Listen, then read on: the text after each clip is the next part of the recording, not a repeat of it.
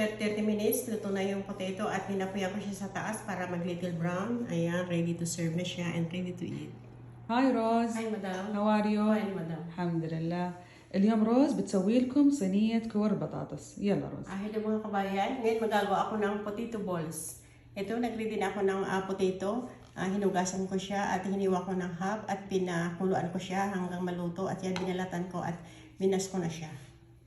At niready ko na rin itong salt and black pepper. At 1/2 glass water with powder milk. At ito, niready ko na itong parsley. Hiniwa ko siya maliliit at mimix ko dito. Ito, niready ko na rin itong chicken breast. Hiniwa ko siya ng long size. Itong mushroom, long size, onion, at bell pepper. At niready ko na yung spicy niya, paprika powder, salt, at black powder. At ito rin yung gagamitin kong sauce, cooking cream, at cream.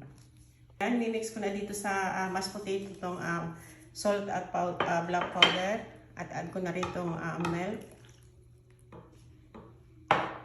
At add ko na rin itong parsley. Ayan, at mimix ko siya. Ayan, gagawin ko na siyang balls. Ayan. Nilagay ko na dito sa pan yung chicken at hinaluhalo ko siya hanggang mawala yung water niya.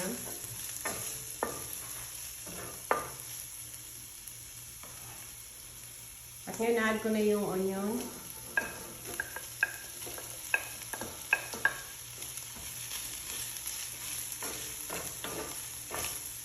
Yung onion, ngayon i-add ko na itong bell pepper.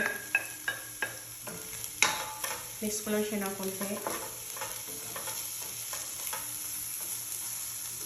Add ko na rin itong mushroom.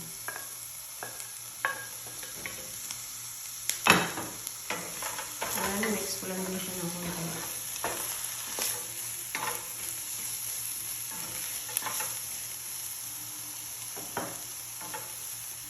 At add ko na rin itong spicy niya.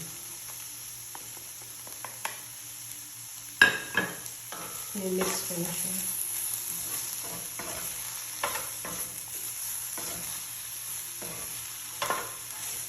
Ng cooking cream, amount ng half glass.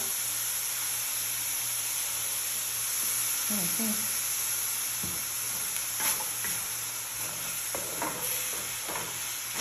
Ko na dito sa baking tray ito.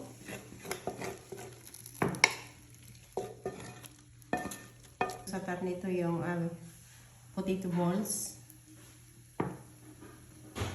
Nilagay ko na sa big bowl yung cream at cooking cream. Nilagyan ko na siya ng konting salt at black pepper. At ngayon, mimix ko na siya. Ayan, italagay ko na dito sa top ng potato balls. At lalagay ko siya sa oven ng half hour. Ang apoy niya sa baba.